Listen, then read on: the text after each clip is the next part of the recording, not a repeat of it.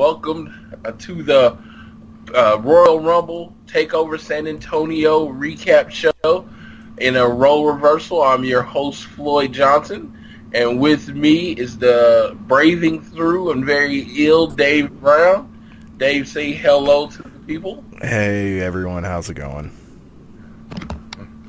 Well, to start off this week, I was actually in San Antonio for the TakeOver Royal Rumble weekend. Dave watched on the WWE Network. Yes, on assignment, ladies and gentlemen. He was on assignment.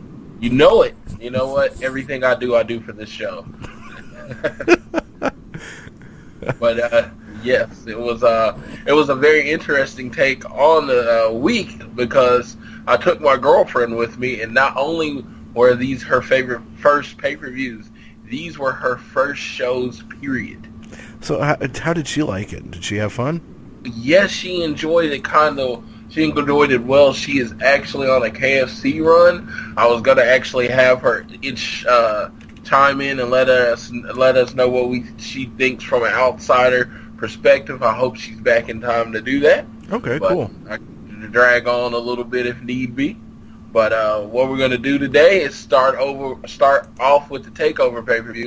If you notice this weekend, TakeOver and Royal Rumble, there weren't a lot of matches in either show, but the matches they had were all quality. I might need your help on the rundown, Dave, because I don't remember exactly in what order everything went down. But on the NXT show, I believe we started with the guy of the weekend, probably the MVP of the weekend, Ty Dillinger. We did, yeah. Ty Dillinger versus Eric Young. Now, did they do a TV taping at TakeOver? They did a TV taping, but I figured that would be spoiling what's going to happen on next week's episode, okay. So that's why I didn't start with that. Was it before TakeOver or after? It was before TakeOver. Okay. I can say this: they were very unenergetic and quick matches. Not surprising. That's not surprising. Now, did you guys there in the arena get to hear about Corey Graves' announcement that he was leaving NXT he was leaving the announcing position in NXT? Did you guys hear anything about that? You didn't get to hear the announcement, but the Freeman Coliseum, which is what we're in, it's actually the older Coliseum next to the AT&T Center. AT&T Center had some events going on this weekend, so that's why NXT wasn't in that one. But at the Freeman Center, the Wi-Fi was actually pretty good. So I had to stay connected, and I was actually able to watch the WWE Network, and I got to hear the announcement. And then our friend of the show, Ryan Aaron, who was in town with his family, posted it on our club page, and I saw that, and I was like, that was a good choice. I know Corey was traveling a lot. I don't know if he had anything to do with the decision, but he was at Raw. He was at Raw, SmackDown, and doing the NXT tapings every week. And he seemed genuinely choked up. I happened to click on, because you get the email saying, hey, they're live on YouTube, blah, blah, blah, blah. And so I happened to go to that, because normally I don't watch the pre-shows. I'll find the matches, but the entirety of a pre-show is normally pretty awful. And I happened to just see that moment, and he actually seemed like he was tearing up. I felt sad. But then the whole time, as they're doing that, I'm sitting there, I'm like, please be Steve Corino, please be Steve Corino, please be Steve Corino. And, of course, it was Nigel McGuinness, which is also fine. But, yeah, I was kind of hoping. Many, many times this weekend, I would hope for someone to show up that didn't. Much disappointment from that aspect. But we'll get to that later. And Nigel, let me just say, he's more of an old-school color guy, and I actually appreciate it. I don't know how many of you actually watched the United Kingdom tournament, Heavyweight Championship tournament. He did a really good job. He worked with Michael Cole really well, and Michael Cole was in rare form. So hopefully, him and Tom Phillips can find that same type of chemistry. My only thing is Percy Watson. He worked as a comic foil to Corey Graves, and Nigel is more serious. So I don't know how their chemistry is going to come off. Yeah, that's going to be interesting because they are, very, very different. And I don't know. It's, I almost wonder who is worse, Percy Watson or David Otunga. And I think I'm going to go with Otunga because Percy is actually pretty entertaining at times. And he's good about, he'll just say little things and then shut up for a long period of time. And they get in a jab and then shut up for a while. And it's almost like he listened to Otunga and realized, okay, Otunga just sometimes talks too much and needs to stop talking. But yeah, I'm gonna miss the interaction between Corey Graves and Percy Watson. I want to keep calling him Percy Jackson. But yeah, so that was Percy Jackson was actually good. Yeah, but the show did open up with Ty Dillinger taking on Eric Young. I actually only caught the tail end of this, so this is actually, you know what? Two people have been long in the business. I imagine everyone knew the result of the match, so they went out there and they still put on a really good match, even though everyone kind of knew what was going to happen. They played up the sanity outside interference quite a bit, and in the end, it was Eric Young with his wheelbarrow neckbreaker, which I am very impressed with as a finisher. Yeah, that's not a bad finisher, though. I miss just his straight-up pile driver he used to use. Because in TNA, he used the pile driver and the elbow off the top. Yeah, it was like I was telling people, when you look at great matches versus WWE and other places, you have to realize they paint with a different brush. Yes. So you have to kind of scale your great matches on what's allowed in the WWE. Yes, we're never going to see a Canadian Destroyer in a WWE match. It's not going to happen. Though if that ever did happen, especially if it was in a smarky town, people would lose their ever-loving minds. So yeah, that was that. Then next up we had Andrade Cien Almas taking on Roderick Strong. I thought this was a really good match. These guys beat the piss out of each other. They did, and as Andrade, as you see him working with more people that are experienced, more people are experienced. You see his talent coming out and who he is as a wrestler. He's really developing his WWE character, so that works out too. The crowd, I don't know if you noticed, but the crowd was really dead during this match. Yeah, it wasn't. I kind of did. I mean, poor Roddy is a guy who, unless you were really following Ring of Honor and really following PWG, Roddy's not a guy who would have been on your radar. And he is not the most charismatic dude in the world. He gets in there and he's freaking incredible. And then you've got Almas, who is just now getting his footing in NXT. Because he came in and it was like a wet fart. It was bad. And it just wasn't working. And he's turned heel and he's much better. I think, though, if I remember correctly, the crowd did turn around as the match went on. But it was early, and it was, I mean, it was weird, and this was probably, of all of the takeovers that have happened, this is the one people were least looking forward to. Not that anyone, I think, was going, man, this looks like it's going to be crap. But it wasn't like some of those ones a couple years ago where you just look down the whole card and you're like, this is going to be outstanding. But they turned it around. This was overall, I thought, a really good show. Yeah, how was your area? Were people into this match at all, or were they just sitting on their hands? My area, sitting about a kid and his dad, and the area in general was really good. But we had this really annoying guy sitting right behind us, and he used the F word doing the show, and I'm not talking about the cuss word. I'm talking about the cuss word to fans. Fake. And big thing with me is, you're watching the show. I'm in the middle of the show. I paid my money. I'm ready to suspend my disbelief. and you're playing up that word. It's all fake anyway, blah, blah, blah. It was great. When did he say that? What was that in reaction to? It was a reaction to something we're going to talk about later. Okay.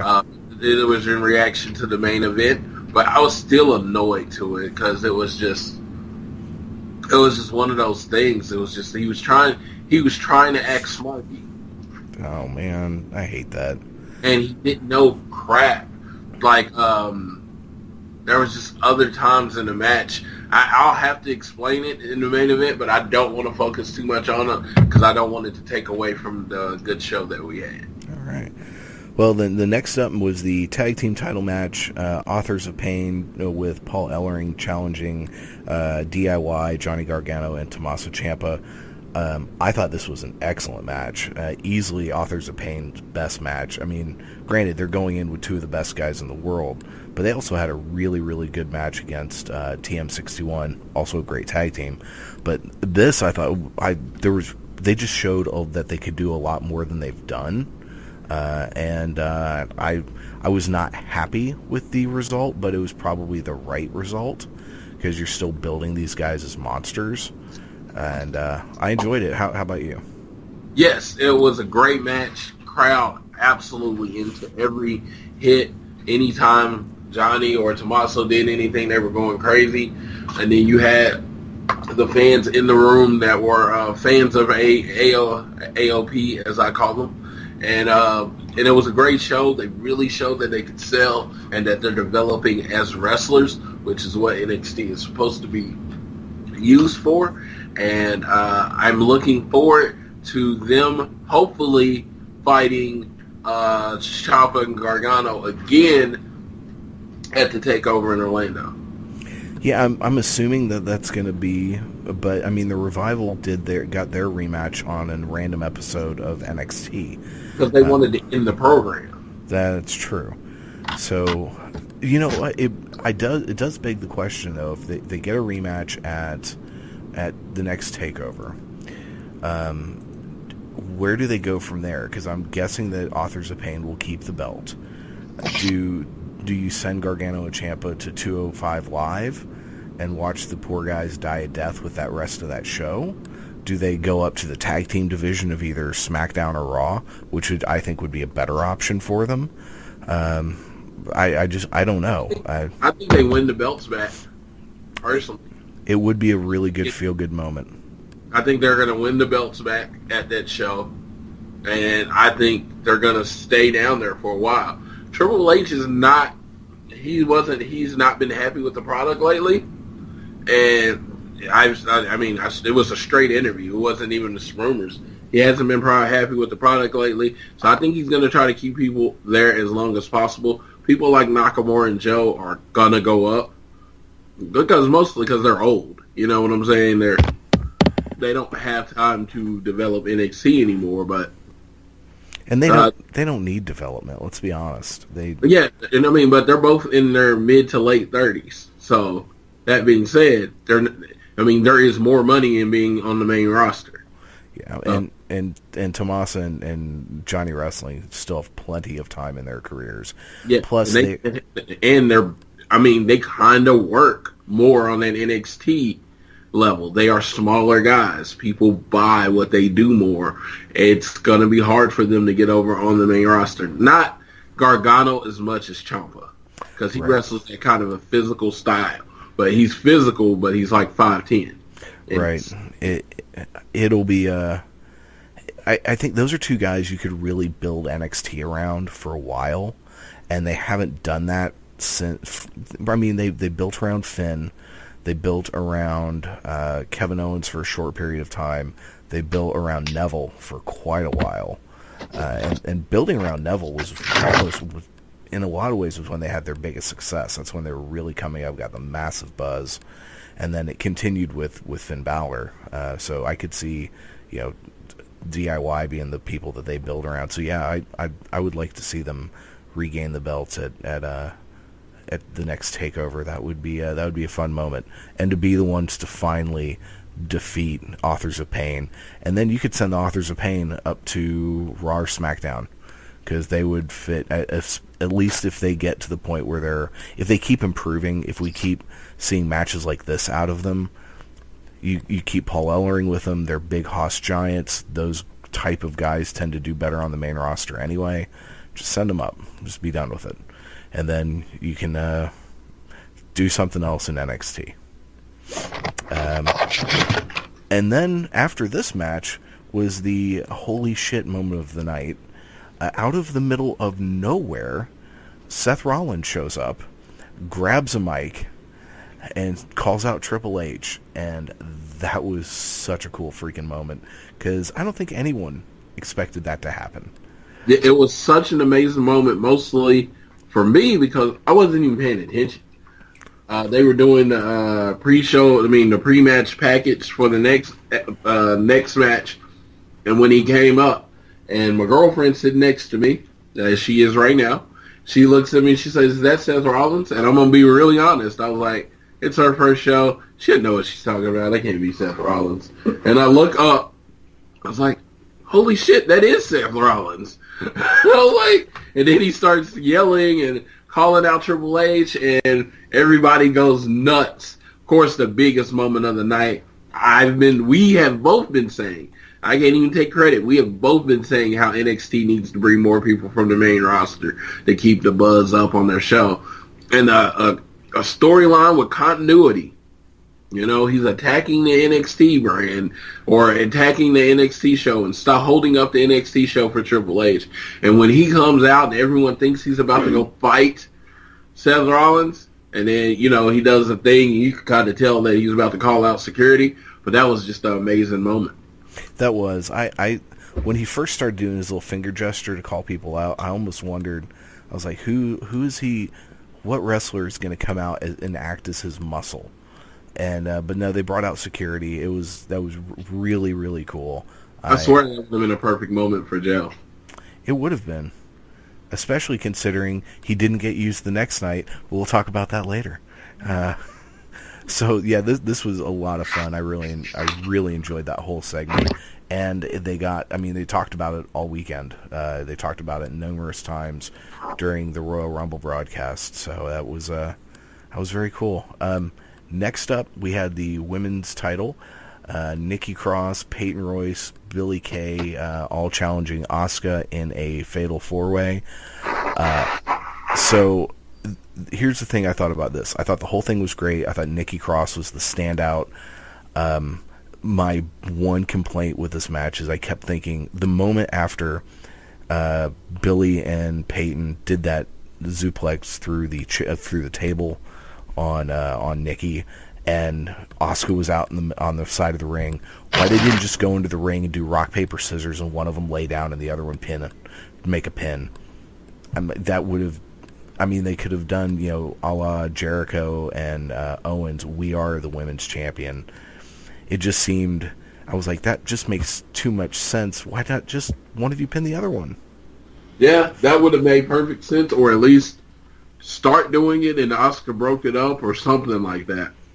I was very impressed with all four people in this match, including Asuka. She sold really well, and I thought Nikki Cross plays the crazy character really well, and I thought Billie and Peyton, they stayed together. They never played on the, oh, you can't get the pin, I want the pin. It was very much them taking turns, and they didn't care who won, which was great.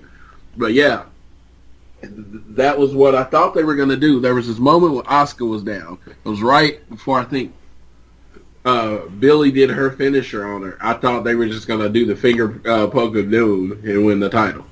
That would have been great, and that would have been a great way to get the belt off of Asuka without beating Asuka. Yeah, and I think that's the best option. I think her first loss should happen on the main roster to whoever it is.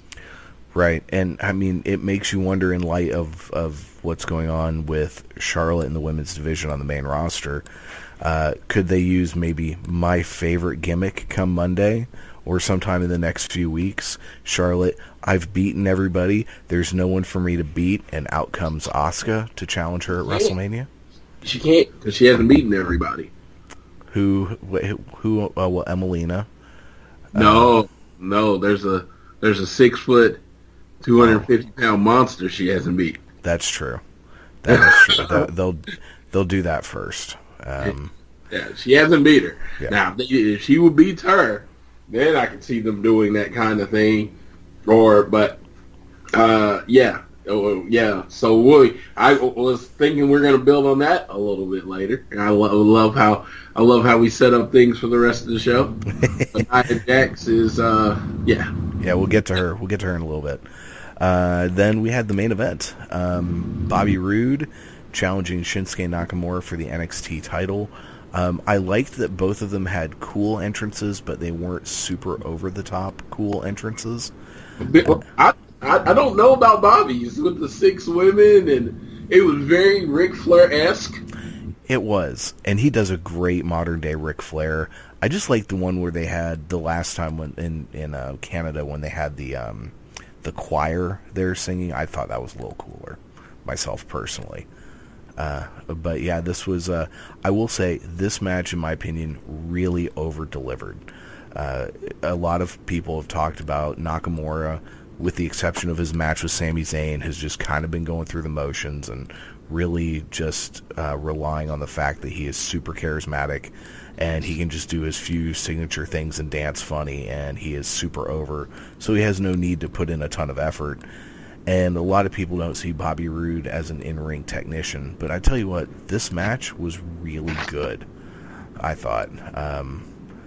This the whole biggest money match in NXT history stuff that they had to repeat 20 times was a little ridiculous.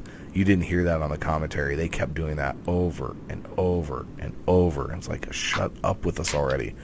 The psychology of the match is what really impressed me. How Bobby Roode never got out of his game plan, and he made Nakamura be the aggressor. Like, he wouldn't run at him like Joe. Joe was always attacking, and it was like, I'm very much a contrast to styles person in wrestling. That's what made me fall in love with wrestling, where you would have the high flyer or the technician or the brawler against each other. And in this one, it was, you had the striker, I could knock you out with one punch, against the technician, the guy that I'm only going to wrestle at the pace that I want to wrestle at. I actually study you. I know what's coming next. In a way, I know you're better than me, but I'm going to take you out of your game. So I thought that the psychology of that played a way through. And as far as the biggest money match in NXT history, they had to build a show on something. I mean, there wasn't nothing to really build a show on. Yeah, that's true. I love that it took 2 of his DDTs to finally take out Nakamura, and it really left you with the sense of, okay, well, what's next for Shinsuke? Are we going to see him tomorrow night? All of that, and it was a really good ending. I thought, I don't think hot potatoing this title is a good idea, but they really haven't done that too terribly much. They've done it more lately than they've ever done it before, so I'm really hoping that Roode holds onto this belt for a while, at least until takeover at Mania, but I would prefer it be longer than that, honestly. I would like to see him hold it maybe till, I don't know, Survivor Series weekend, SummerSlam weekend. What you want to do is build up your new babyface, whoever it is. If it's going to be Roderick Strong or whoever it is, you want to build Bobby Roode up as this relentless, gutless champion that keeps the belt at all costs to the whoever face they decide to be. He finally conquers him, and it's this huge moment. Yeah, exactly. They basically he needs to be Ric Flair. They need to follow the Ric Flair template, and Bobby Roode is the kind of guy who could do that perfectly. It's funny. The perfect person to me to take the belt from him, because of what you're talking about, would be Johnny Gargano. But I don't know if they want to put him in singles wrestling. Yeah, but you're right. I mean, that's the perfect story. Johnny wrestling because he's kind of a smaller dude, and it would be the perfect story. But I don't know. I think they're gonna try to build it up as I think Roderick Strong is gonna be his next competitor. But as far as the match, when it goes to the psychology, I don't know. Like, you got to tell me. This is I did not. As what I tell you, I'm gonna give you from inside the building. So I didn't hear the commentary on it. Did they build that he hurt his knee up from doing the kanasa on the outside of the ring? Yes. Okay. That was perfect. Bobby Roode knew he was going to try to do that move off the second ropes on the inside of the ring. So he goes to the outside of the ring and makes him do a higher risk move that ends up costing him the match. That's what I mean when I say I love the psychology of this match. Yeah, good call. It was good, and it. I kind of was hoping he would whip out a figure four at some point, but that I loved that half crab he did in just punching the knee.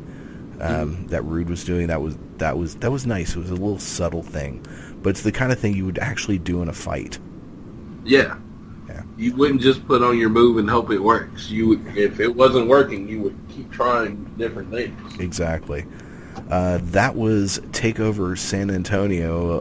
Overall, I thought it was a good show. Yeah, I give it. We're doing. I always do 1 out of 10 because they give you more of a rating. I give it a solid 6. It was better than average. It was better than what I was expecting.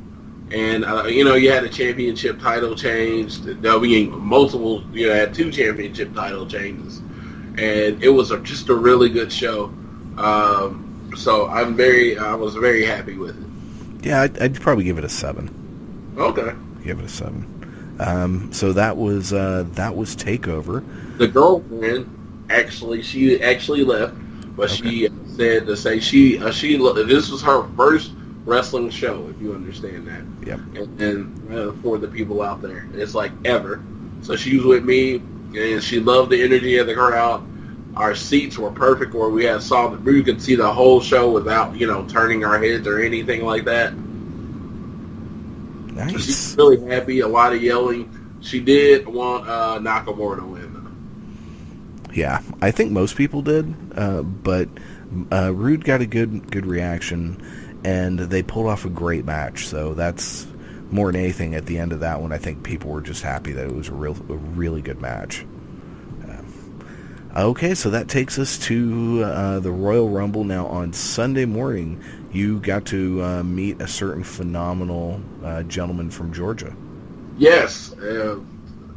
That morning, Sunday morning, I got up at 4:30. I was in line. I got to the line about 4:45. And the line wasn't very long. I would have been honest. I would have said it was about 30 deep. So I was like, I'm going to go get some coffee and a snack. Got coffee and a snack. Came back maybe 15 minutes later, and the line was around the corner. Oh crap! I think everybody was waiting on 5. But as I got in the line, I made a friend that he's often at all the shows, so that was cool. And as I'm going through the line counting, I was 76th in line, and they said they were keeping 250. So I felt very comfortable with that. We were then joined by another friend, Luis, and then we were joined by my friends that I gained. I've plugged this show before, scheduled for one fall. Yeah. They showed up about an hour later, so I don't know. They were in that gray area, so I brought them up in the line with me so we could all get in. Nice. It was Glenn Ann and Stevie, and Glenn Ann's twin brothers, and one of their girlfriends. Very nice. They said their names. I'm horrible sometimes with names that are not in wrestling, so. Yeah. I'm right there with you. So if they happen to listen to the show, they know who they are. So you had fun in line. You got to meet AJ Styles. Was he a nice guy?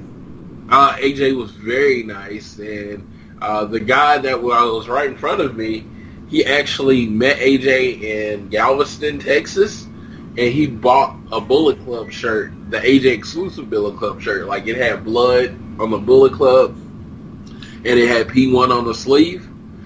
And he bought it from AJ. And AJ remembered him. He said, I know where you got that shirt, and I know who you got it from. And they kind of did it. And he was doing the 2 suites with everybody. He took time with each kid, signed whatever you wanted them to sign.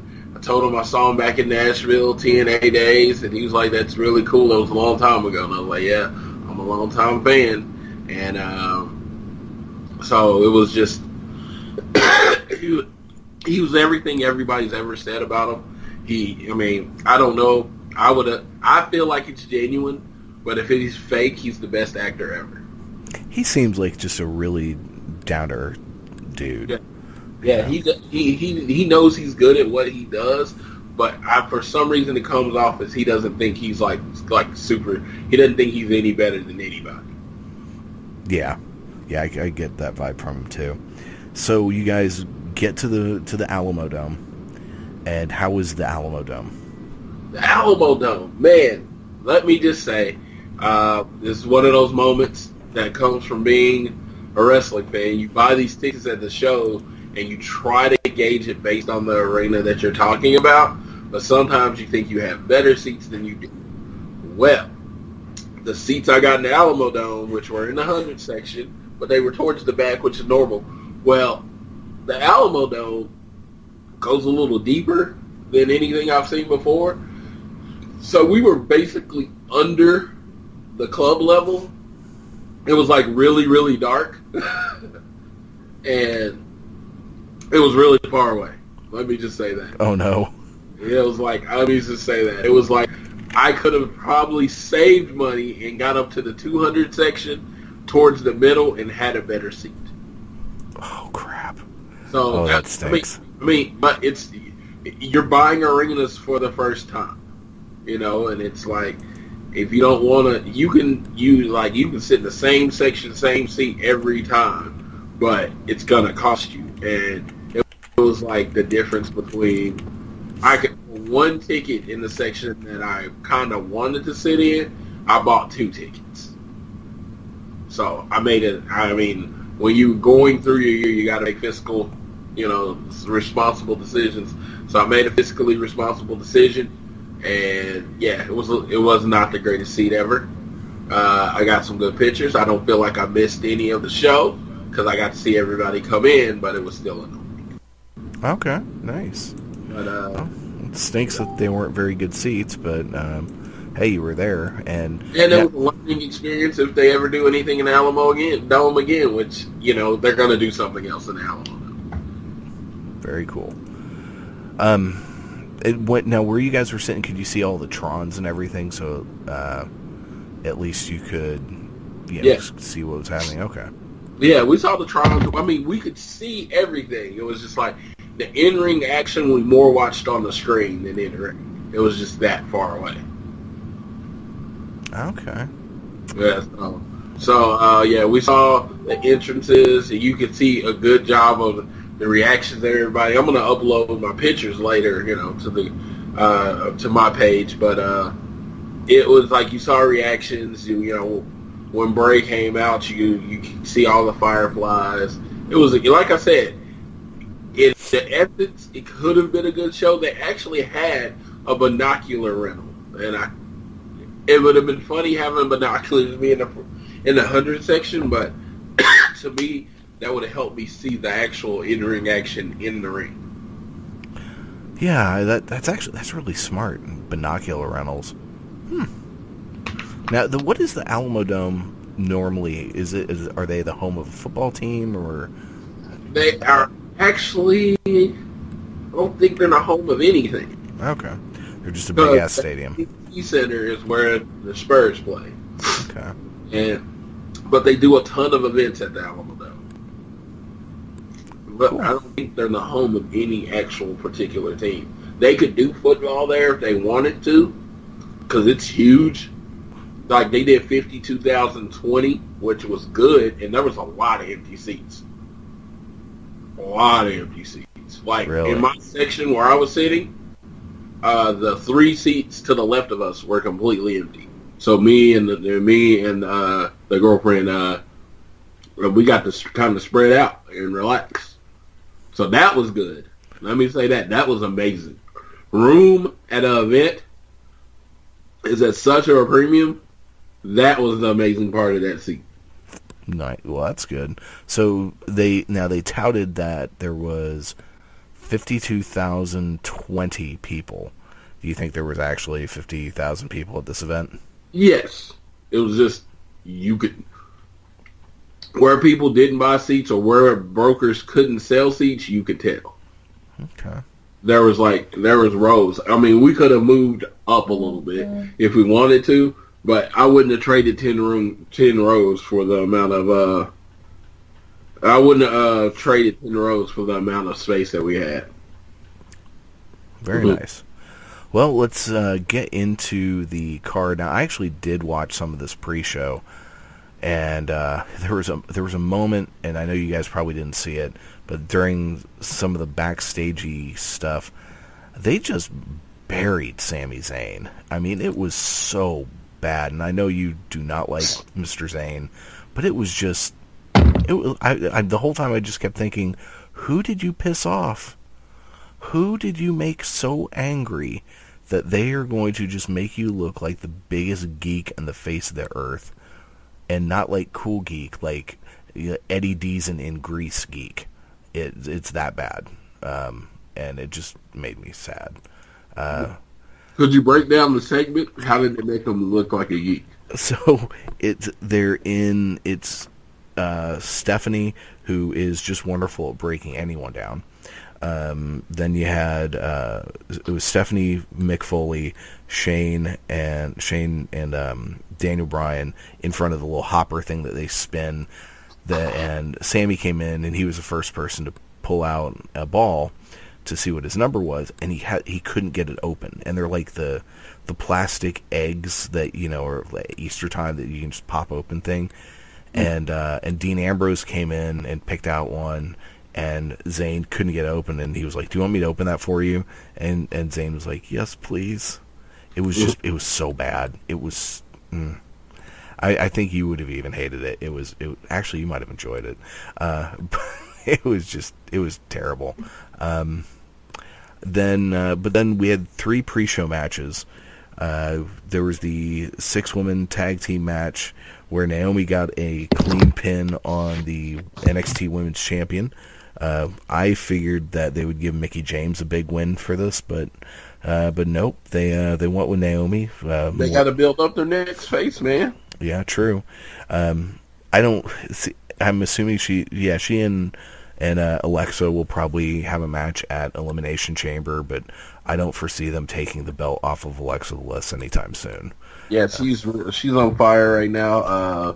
Naomi, I like the split-legged moonsault as her finisher. They had to get rid of the review because they did something very weird to me. They basically let Asuka just take her move from her. Yeah. And then she doesn't even use it as a finisher. She just throws it all the time during the match. And I made the point when they did that. I was like, I didn't like that because you just took someone's finisher and pretty much made it look really, really weak. That you use it not as a setup move. You use it almost like a punch. Yeah, the thing, I never liked the rear end or whatever she called it. I always thought it was one of the stupidest moves ever. I'm an Iceman King Parson. A fan from back in the day, World Class Championship Wrestling, for anyone that might remember that name, and he used to call it the booty bump, and that was his finisher. That was his exact finisher. And since, it was just to me, it was just like, I don't even know if she knows who Iceman King Parson was, but it was kind of a throwback to him. Okay. So every time she did it, especially as a finisher, it was just like, oh, that was like a spark to my childhood. So when Asuka came in, and like I said, she uses it more like a punch, just like she just thumps you, and it's just like, it's kind of annoying. And you could tell they basically told Naomi to stop using it because she doesn't even use it as a setup move. She just doesn't use it anymore. Yeah, true. When the way Asuka uses it, it seems more devastating. I think the reason why I didn't like it when Naomi used it is it never looked like it should, knock you out. Or it should. Her butt is tremendously large, so it should knock you out. As opposed to Asuka, who pretty much has no butt, I guess that would make it more devastating because it's like bone on your face. And it's the difference in the way it's when Asuka does it, there's actually force behind it. With the way Naomi would do it, she would just kind of jump up and you would run into her. And it just... anywho. Way too much talk about a hip attack. I didn't pay really much attention to this match. I'm not even going to lie. Let me just say this. I thought the start time was 30 minutes later, so I was getting hot dogs and water, and girlfriend went back and watched it because, of course, most of these people are on Total Divas, which she watches. And before she even met me, she was a fan of the show, so that gave her kind of a basis for watching wrestling. She watched it. She said she enjoyed the match. I saw the end. I saw the split leg and moonsault, which I think is, like I said, it's a perfect use of her athleticism in a finisher, and I do like it better than the rear view. But like I said, it was just weird how they took a veteran's move and gave it to a newcomer. True, yeah. Well, then we had the Raw Tag Team title match. Cesaro and Sheamus defending against Carl Anderson and Luke Gallows. Did the crowd care about this at all from where you were standing? Because again, everybody was still coming in. I mean, it was like I don't even think it was half full when this match was going on. Yeah, that's smart. The Smarky people were there, and of course they were rooting for Gallows and Anderson real bad. So I don't know if you saw when the titles changed. There was a huge pop when it actually changed. But as far as being into the match, no one was really into the match because everyone thought Sheamus and Cesaro was going to go over. So when Gallows and Anderson finally went over, and everybody's, all the Smarky people have been waiting since they debuted last year for them to get their run, and that was awesome. Yeah. I thought this was a pretty good match. And it was really nice that finally Gallows and Anderson got the titles, got the win. I wasn't a fan of seeing Cesaro eat the pin, but whatever. I was going to say, they won it in the perfect way from the perfect guy. You knew they were giving, the Sheamus and Cesaro, we all knew they were going to go in the program where they're and Sheamus and Cesaro are obviously going to go in a program where they fight each other. So we will not again. We were waiting on this. Please, no. I like them together as a team. I can't handle another Cesaro-Sheamus feud, just like I can't handle another John Cena-Randy Orton feud. Please, Mommy, don't make it happen. Let me tell people about Randy Orton. I was going to say, I will have a very much of an opinion later, because I think what they've done with Randy Orton, they could do it with Roman Reigns, and nobody would hate it. Okay, well, I'm looking forward to hearing that. So, next up we had a squash match. Squash, if I can get my words out. Nia Jax basically destroying Sasha Banks. No, there's no basic match. She destroyed Sasha Banks. Yes, and it was how that match should have ended, is how that match would go if they ever really fought. A skilled big person is going to beat up a skilled injured person. True that. And I mean, she's small, and I'm like, I could see them building up Sasha at 100%, and kind of the way they did with Bayley.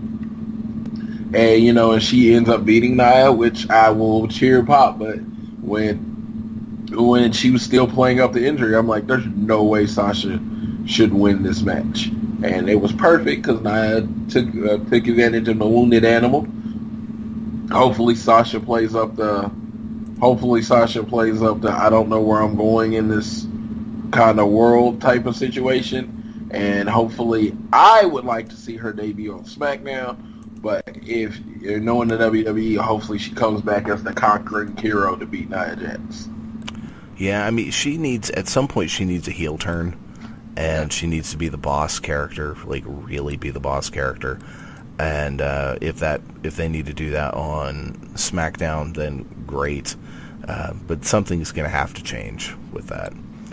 Well, that was the pre-show, and that takes us into the actual event itself. The show opened, which to my surprise, with Bayley challenging Charlotte for the Raw Women's Championship. One thing I did like about the show, you mentioned it before, there are not many matches on this show. Every single match on the actual show itself was a title match. I thought that was actually kind of cool. And it was, and they were all really good matches and done really, really well. And my big focus was that they all told a different story. We didn't feel like we saw the same match 3 times. Very true. Yeah, you never felt like you were seeing the same match over and over. This one, okay, so for me, when I was watching it, this was the point in the night when I had to go make dinner. So I hit pause on the live feed. I went to make dinner and did that, and came back, and we ate, came back and hit play, and it decided to jump further ahead, kind of up to where it was at that point, and it was the point when the shark cage was coming down. So I didn't know how much I had missed or whatever, so I went rewound and started back from where I was and never caught up. I actually didn't watch the Rumble itself until this morning. But yeah, I'm not gonna lie, I fast forwarded through a pretty decent chunk of this match. What parts I watched were good. I just, for whatever reason, I didn't care. I wasn't into it. Because it just in my heart of hearts, I knew Charlotte was going to win. There's no way Bayley was going to win this match. I didn't. At some point, Charlotte got busted open in her mouth because she was bleeding from the mouth, and that natural selection she hit on the apron looked brutal. But that was kind of my only thoughts. Crowd wasn't into it. They were into Bayley's entrance. When she entered, I mean, they went freaking nuts. But after that, it was like, I think pretty much everybody figured what you figured, that Bayley wasn't winning that match. So they kind of tuned out until the end. Charlotte won. You got a round of boos. Yeah. And of course, the Smarky fans love Charlotte because we're Smarky, and Smarky people don't like what everyone else likes. That's just the way it is. True. And Charlotte is such a great heel, and it wasn't the time for her to lose. So and I mean, the women's belt needs a few months with the same champion. God, ain't that the truth? So I mean, I the hot potatoing of the belts, I didn't have as much a problem with, except how they were doing it. I just didn't think the moments were, to me, big enough. It was just, you're doing first to have first. We're going to do this match first. And it wasn't, to me, a storyline reason to have that particular match when they did. Good call. Next up, we had the Universal title match. Kevin Owens defending against Roman Reigns with Chris Jericho in a shark cage. One observation I had about this night is throughout the night, you had champions coming out first. And that bugs me. When the champion is introduced first, the champion should come out second, as far as I'm concerned. And so this was a great stinking match. See, I thought the old way with Ric Flair, he always came out first, and then the challenger came out. See, that's how I understood it. I was like, I was really happy because I felt like they were going back to the old style of wrestling. Maybe. It's been so long that I feel like Flair always came out first. Champion comes out first, and then the challenger comes to him, like the champion in the arena, and then you meet your challenger. It's possible. It's been, for many years, it's been traditionally the challenger comes out first. Really? Yeah, at least in at least I know it's been kind of that way in WWE. It's certainly been that way majority of the time in the last, since I've been watching regularly again. But yeah, okay, so hey, there we have to go do some research. Yeah, I was say I might have to check out a few old videos, which of course I love wrestling research, so that works for me. There you go. So, man, I tell you what, Roman Reigns, the most hated man of the night. I think it's safe to say. Not easily the most hated man of the night. Easily the most booed man. Unfortunately, San Antonio, excuse me, I did not mean to say San Jose. San Antonio, because they built the Royal Rumble up, did the packages and all that, packages and all that stuff, you got a foreign crowd. So the people that can't afford to do WrestleMania, the Royal Rumble brought a little cheaper alternative. A lot of people came down for the Royal Rumble. That, unfortunately for Roman Reigns, made a very smarky crowd.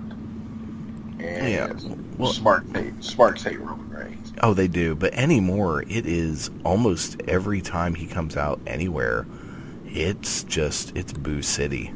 It's cool to boo Roman Reigns. It really is. It's cool to boo Roman Reigns.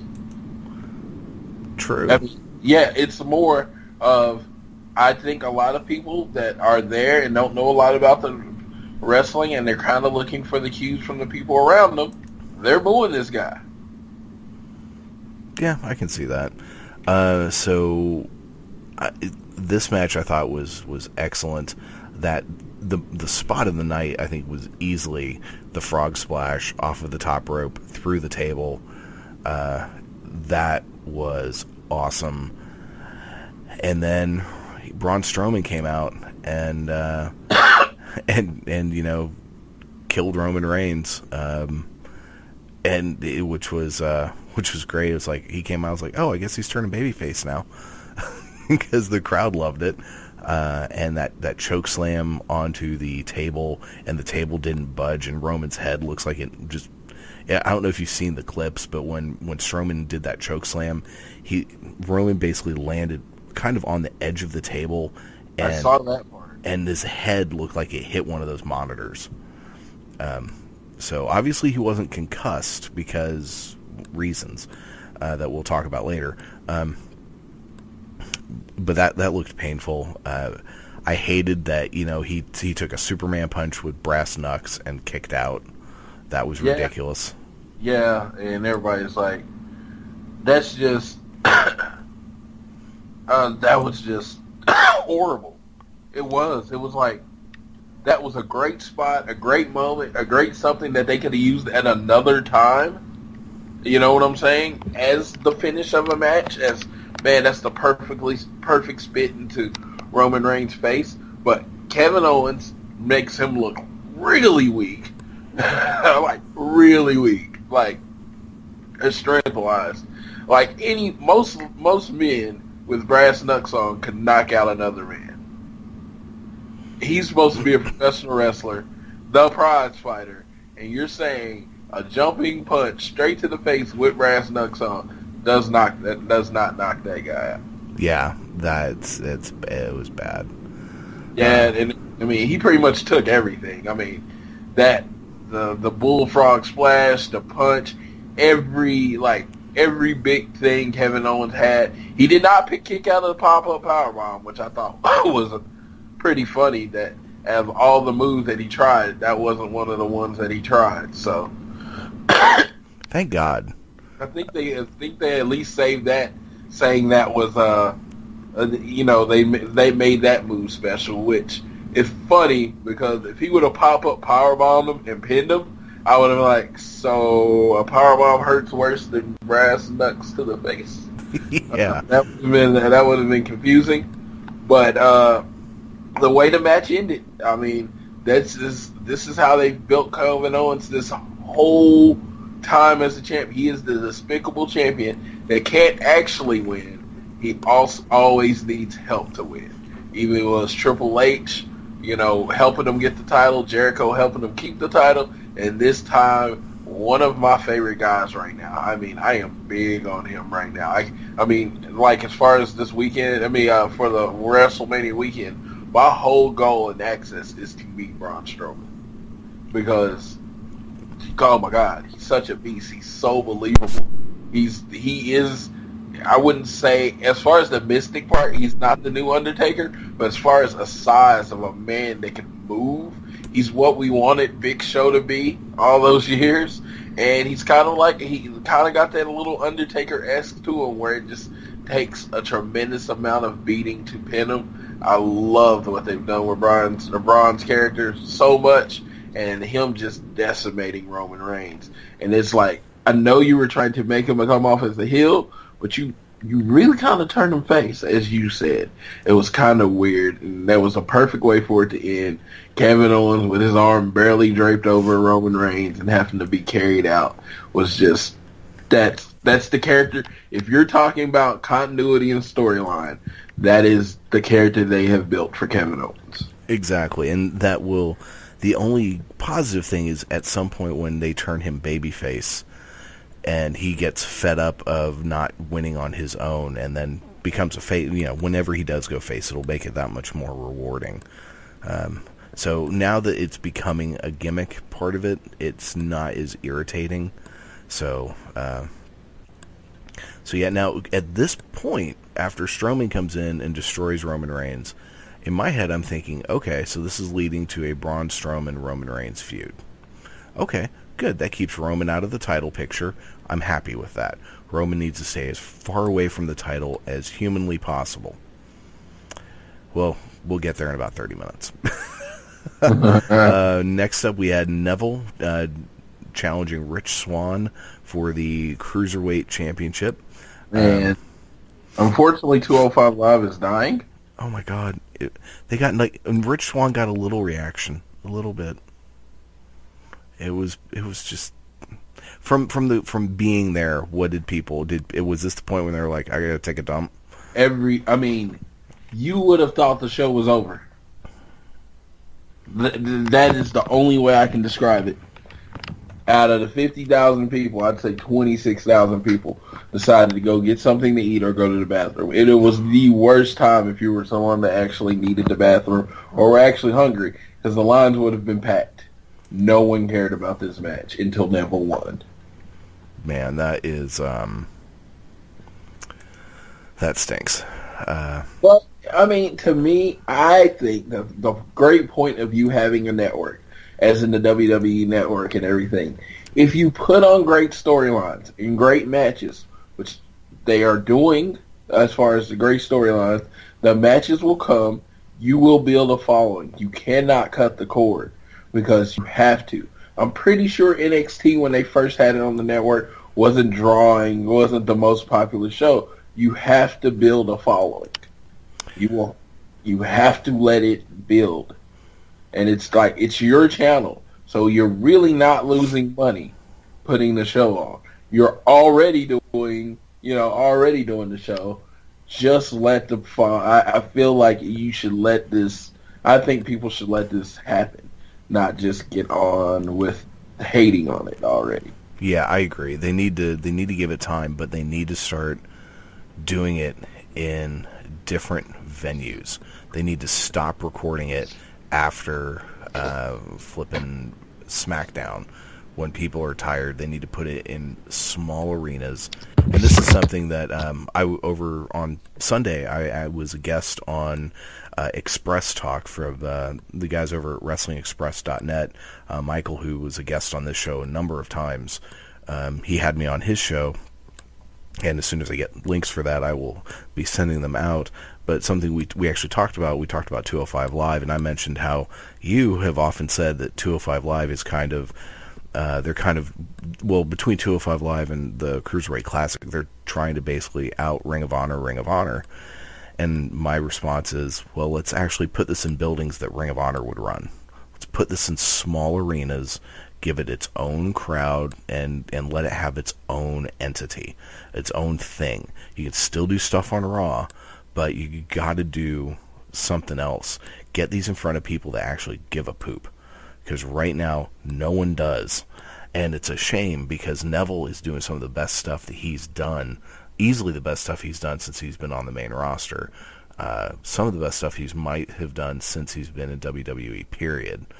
And it's no one cares. I mean, people did get a little. They were excited when he won, and maybe this will be what turns it around. Maybe finally, I'm hoping.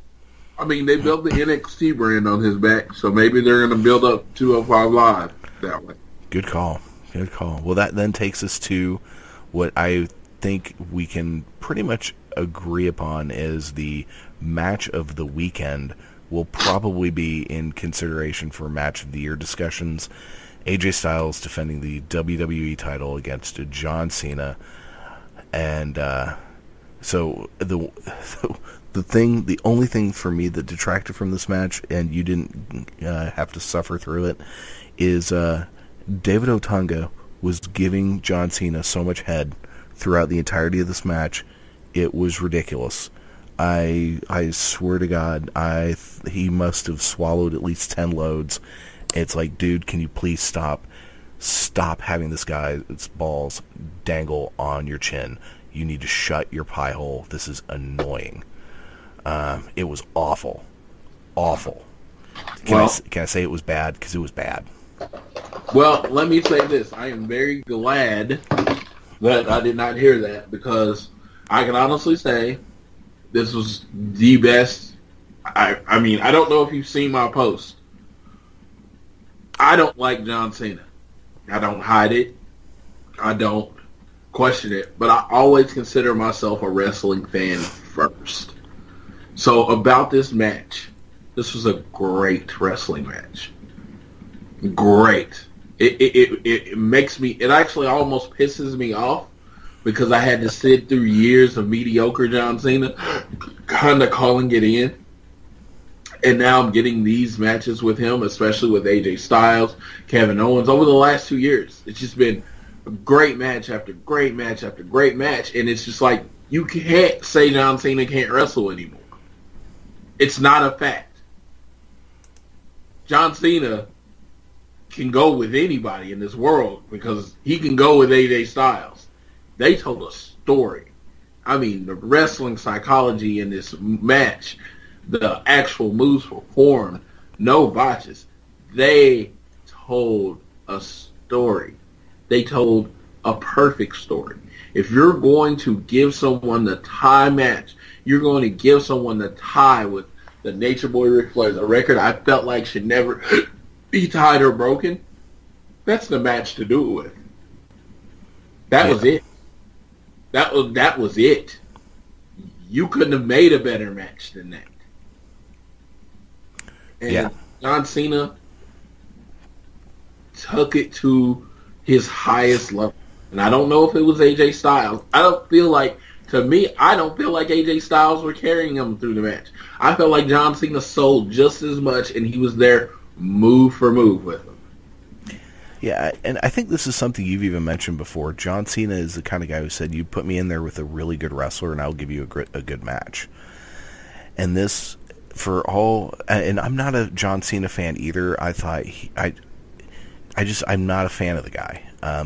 But you get him in there with the right opponent. He and Cesaro have had fantastic matches. Yeah, he and Kevin Owens have had great matches. This match was fantastic. And this match was probably the best match of his career. I mean, I think, especially watching the end of it as he's walking out, and he actually seemed humbled at that point for once.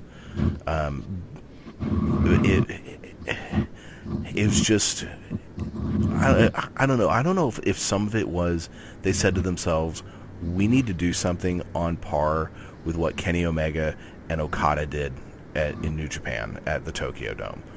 We need to have something that is on that level. I don't think it was that good, but I think it was really stinking good.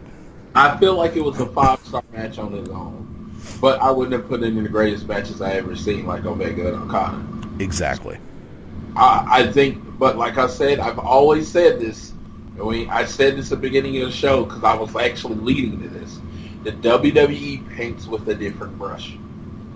And as far as this match was completely in ring, you know, so I'm gonna say that's a difference between the Okada Omega match.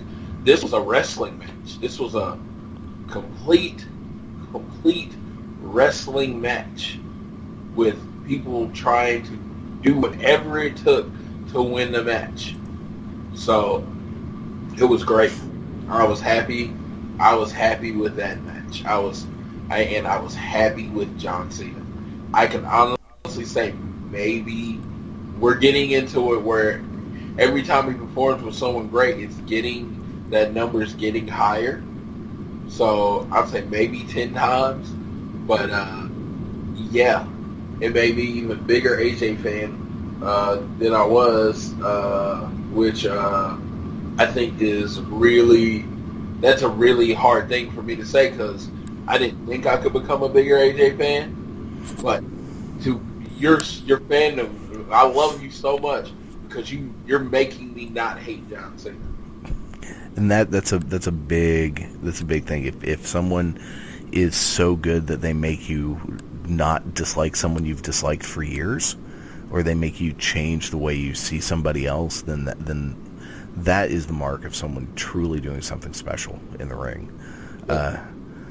So now, in my fantasy booking in my mind, because the last Tuesday's SmackDown was controversial because of the way the promo where Cena just tore down AJ Styles and indie wrestling in general. Yeah, indie wrestling. It was pretty bad. So what I'm hoping is you have a humbled AJ Styles come out and basically have an in-ring moment with Cena and say something like, "Look, here's the deal. You have earned my respect. You and I are this generation's Hogan and Flair, two guys who people thought would never ever touch, and when they finally did, it was epic. And I congratulate you on this match. You brought me to one of the best matches of my career." And you still 1-3 against me. Well, yeah, but you could use this as a moment to turn AJ face. And as much of a dick as John Cena's been lately, he could just pop AJ in the mouth and say, "You know what? Screw you. I'm done with you. I'm better than you. I'm better than indie wrestling. You're no Ric Flair, and I'm certainly no Hulk Hogan." And he could just go on a burying spree, and they could twist it, say he's like, "You know what? The people who get it, who understand me, I am there for you. I will be there for you forever. All the kids wearing the shirts. This is the dream. I am what you want to become. To everyone else, you can piss off." It's never going to happen. Never going to happen. But it would be epic. So yeah, that match, 5 stars easily. And that takes us to the Royal Rumble. Which, you know, when it started and Cass and Enzo's music hit, I thought, that's an interesting place for Cass to come in. But then the more I thought about it later on, I realized that's really the only place you could have done their intro was at the very beginning. Yeah, they gave them a while, you know. And that crowd ate it up. I loved the part when the 7-foot tall part and Enzo stopped talking, the crowd just kept going. Oh, you guys were awesome for that. That was so cool. Yes, that was one of my favorite moments. So on this, do we want to go down the order of the people that came out and who eliminated who? Do you want to do it like that, or how do you want to talk about this? I would, but I didn't. I mean, even inside, I was really excited about everything going on, but it wasn't very good. I mean, it was very anticlimactic. You know, I come in thinking Strowman's going to win. That's my guy. That's who I think is going to win it all, right? Right. And he just gets eliminated. Like, I mean, they attacked him. They ganged up on him. But it was a very anticlimactic way of ending. And then, and I'm like, I'm going to skip around because it was funny. Like, because we're going to talk about the big moment. The big moment that everybody just, well, there's a few big moments. But let's just say that the big people in the match, they were saying Braun Strowman, Big Show, Goldberg, Brock Lesnar. Those were all the big moments. And the way those 4 mega humans got eliminated were kind of lame. Well, I will say at the very beginning, I loved the fact that Mojo Rawley got booed. I thought that was great. Jack Gallagher, I enjoyed. He was a nice random person to come out. I liked that he eliminated Mark Henry. He was eliminated by Henry, sorry. But it made me sad that he was just comedy and then thrown out and not taken seriously. Strowman came in immediately eliminating Rawley and Big Cass was awesome. Then he took out Kalisto and Mark Henry. And then Sami Zayn came out. They had their stare down. And then the Big Show came out, and that was cool. Strowman is huge, but then you see him standing next to Big Show. He's just as huge. Big Show was like a good 3-4 inches at least taller. That man is just ridiculous. But I did love that Strowman eliminated Big Show.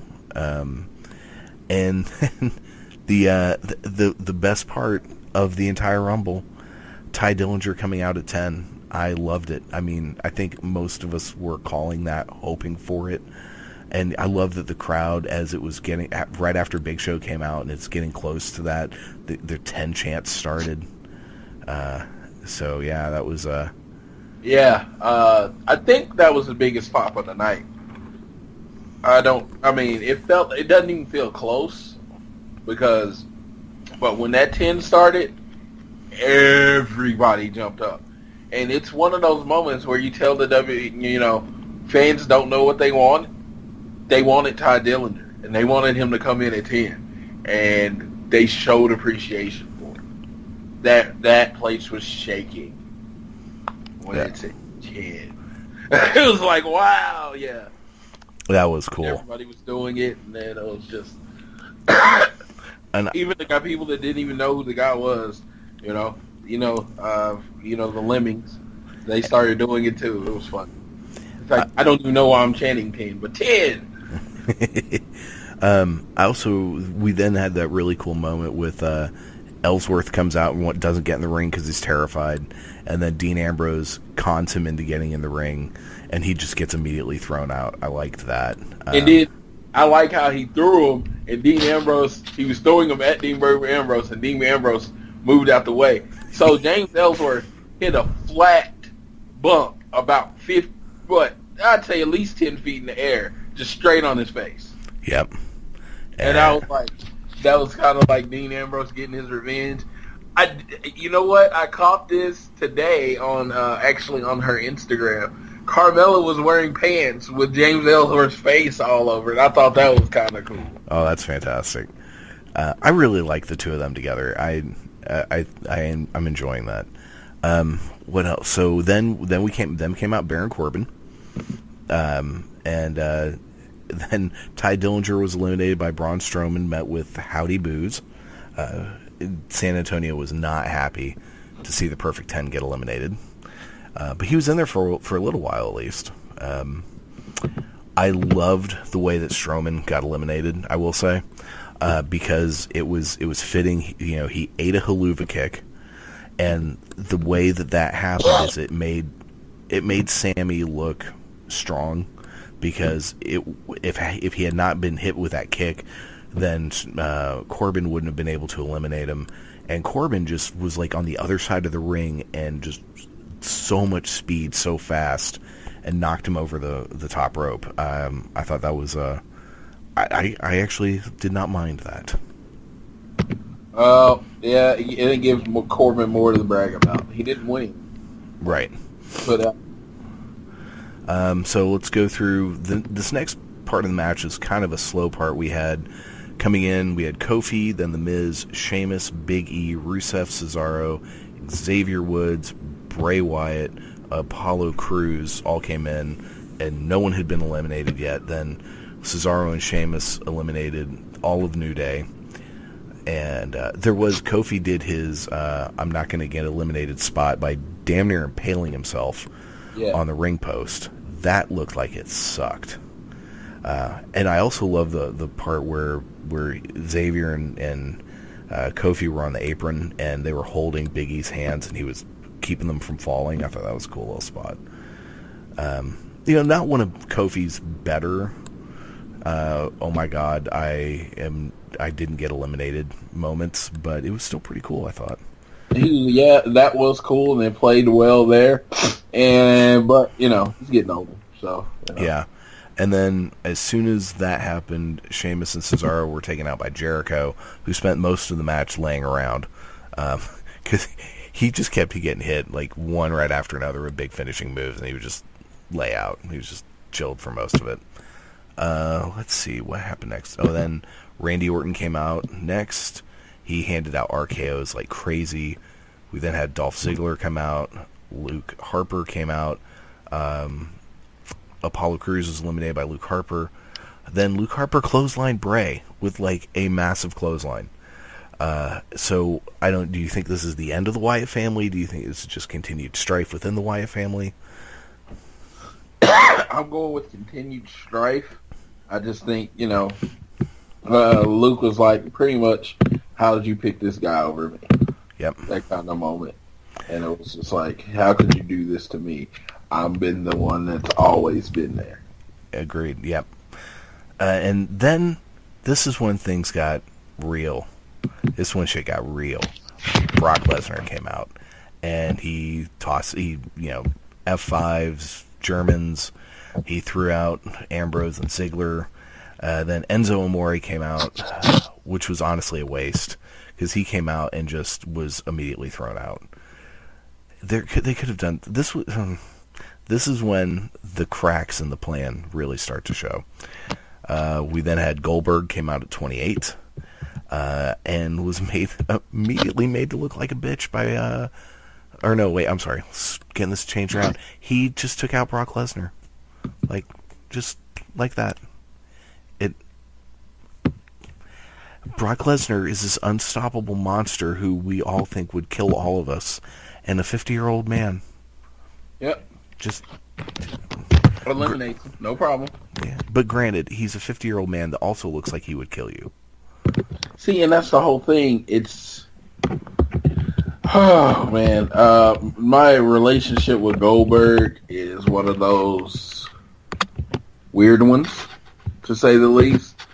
I loved Goldberg back in the day, and I thought he was really good. I hated Goldberg because he injured Brett and put him out with just one boot. But then it's like, I understand the nostalgia, which is Goldberg. And if I hadn't been there for WrestleMania 30 to watch Brock Lesnar and The Undertaker's streak, I would have no problem with what's going on now with Brock Lesnar. It's just the Brock Lesnar that they've built. This is unbeatable force. And they have a Roman Reigns, which somebody that a lot of people hate. I mean, I don't hate him. I don't hate Roman Reigns. I think I make that very clear that I don't hate him. I don't like how he's booked, but I don't hate Roman Reigns. But this guy that you could take really to the next level. You could really take Roman Reigns to the next level with a win over Brock Lesnar. You could take anybody in your new generation to the next level with a win over Brock Lesnar. Right? Right. Beast, this undefeatable beast. You could take the person to the next level with a clean victory over Brock Lesnar. And you give the clean victory to a 50-year-old man that is probably wrestling one of his last matches. Yeah, I mean, I don't have a huge problem with it. I just your job. I listen online, and as much as I don't like other people's opinions, I do listen to wrestlers' opinions on things. I do listen to wrestlers' opinions on things, and they say you're in the job of building stars. What builds Roman Reigns, Seth Rollins, Big Cass? Just go down the list. What would build their star more than getting to beat Brock Lesnar, finding it inside of them to finally beat Brock Lesnar. Yeah, no, you're right. It's it would mean a whole lot more at the time. Yeah, we had this discussion, so we shan't go over it again. But it is definitely a misuse of resources. We can put it that way. It is a misuse of resources. Yeah. Of potential. So we then, Undertaker came out, and bless his heart, that man is not looking good. And then he can't move, and the way that so he gets to eliminate Goldberg. Did you notice how he kind of just placed Goldberg on the outside of the ring? Yeah. And then Roman Reigns, respect, he pretty much does the same thing for the Undertaker. It's like, here, I'm going to gingerly put you over here. Thank you. Yeah, land on your feet. Are you okay, sir? All right. I'm just making sure you're okay. All right, you're eliminated now. Now, stare at me cautiously to build up our rivalry, and then go back to the back. Yeah, and speaking of, so the moment that is, oh my God, I'm sitting there thinking, okay, 30's coming. In my head, I'm like, really, the thing I'm thinking is like, please be Nakamura, please be Nakamura. Even though in my mind I'm like, his knee's screwed up, he better sell it as he's walking out. But then I'm also like, Joe, and then the music hits, and you're like, fucking really? And there's videos. I didn't want it to be Joe because I didn't want him to come out at 30 and lose. Yeah, my 30 in my mind, I don't know how well he is, but really in my heart of hearts, I wanted it to be Finn Balor. Yeah. I'd rather Finn wait though. He needs to take extra long periods of time to heal up because he's not John Cena. Apparently, the gingerly elimination was a big thing. So true. They just could have set him over to the top, set him over the rope nicely, and be like, okay, I'll go to the back. Yeah, it wouldn't have helped him though, and I think they see big money in him, even though he's a small guy. He's since the fact he's literally an underwear model, I think Vince sees lots of dollar signs in Finn Balor, and I don't think they're gonna just do something like that to him. But yeah, so I saw this. Someone compiled a video of people's reactions to Roman Reigns coming out, and it is hysterical. It just people freaking out, losing their mind. And I was reading one, I forget which website it was, that was it might have been Cage Side Seats reactions to it, and they, because the whole time my reaction is, really, are you serious? What is the deal? And this thing I read was like, they said that this was the biggest troll in the world. Basically, this was WWE trolling everyone. And so when I thought about it like that, I was like, well, yeah, that was a great, successful troll. So it made me not quite as, irked, because it was real dumb, real stinking dumb. But, yeah. And it boiled down, the final four was Reigns, Jericho, Orton, and Wyatt. Reigns got rid of Jericho, he got rid of Wyatt, and then Randy Orton won, which is another, Kayfabe News, I think, had a headline that says, new up-and-comer finally gets big win to head to main event, with a picture of Randy Orton. If this ends up going toward maybe Randy and Bray at Mania for the title, then maybe. But it also sounds like they're going to do Orton and Cena for the title. Yawn. See, and let me just say this. We don't disagree a whole hell of a lot, but I disagree. Orton's done his penance. You know what I'm saying? And that's what I feel like they should do with Roman Reigns. Orton went away. Took a few months off, recharged, healed up. He wasn't injured, but just gave him some time, right? He comes back, and they kind of have him in a lower level feud. You know, it was a higher, but the Bray Wyatt thing, they gave him segments. It wasn't for a title. You know what I'm saying? And he did months and months of that. He got so defeated that he ended up joining the Wyatt family. And he took on a secondary role to Bray. They put the tag belts on him, right? And then they took it off pretty much immediately. And it's like, he has taken a non-main event role for a very long time. And then better part of a year where he's not been in a main event. He was not in the world title picture. And now I'm like, oh, I kind of missed this guy. I kind of missed the RKO. He won the Royal Rumble? What? How did that happen? Yeah, I was very shocked. I think my thing is, it's more of how many times over the years have these two guys had major matches? A ton. Like, yes. An obnoxious amount. And they don't have the best chemistry in the world. Maybe now in a post AJ Styles Cena will have better matches with Randy Orton, but for the most part their matches are pretty boring. And that's my thing, is I don't mind Randy Orton winning it. I think Bray Wyatt would have been a better decision. It would have been a more forward-thinking decision. But who is it? Joey Numbers from Wrestling Soup said on Facebook, he's like, look, this is the safe bet. It's like vanilla ice cream, or how did he put it? It's boiled ziti with ragu sauce. It's not offensive.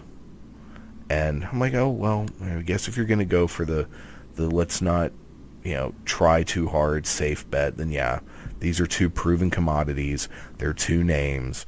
But it just is, it screams the fact that they're not building new stars. Yeah, I can agree with that. I can agree with that because you're in Orlando. Again, somehow this has happened. It has become the smarkiest of smart towns. So, if you're going to do it, if you're going to have where one of your big matches is not one of the names that people outside of WrestleMania know, this is the pay-per-view. This is the one to do it. AJ Styles is going to pop louder than anybody. Kevin Owens is going to pop loud. Of course, Bayley, the roof is going to shake. And there's no roof in the Citrus Bowl, and it's going to shake because Bayley's going to be there. Oh yeah, it would. I think it would have made much more sense to have Bray win it, and you could do the whole Bray beat Cena at Mania, getting his Mania win back. Someone said this, and I like it, and I hope it doesn't ruin anything, but they got Bray winning at the Elimination Chamber.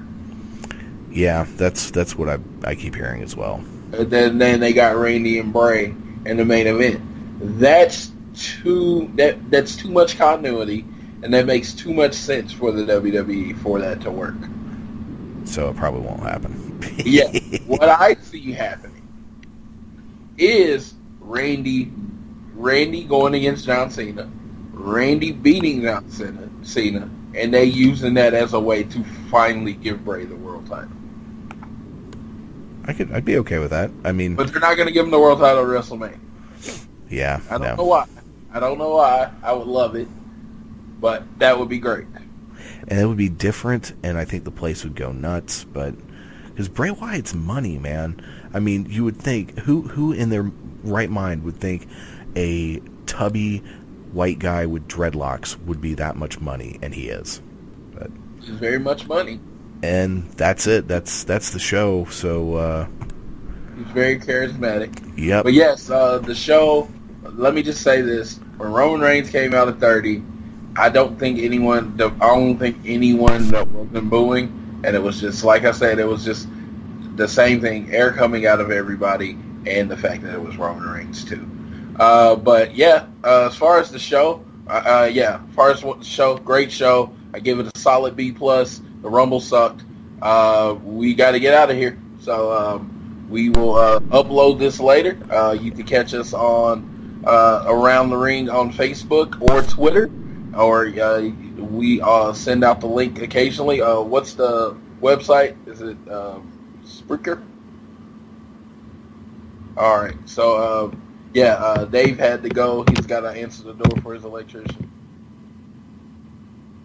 So y'all all have, we thank you for listening to Around the Ring, and you will see us this Sunday where we will do another entry into the Around the Ring Hall of Fame, and we will finally get to our top five entrances. Thanks. You have a great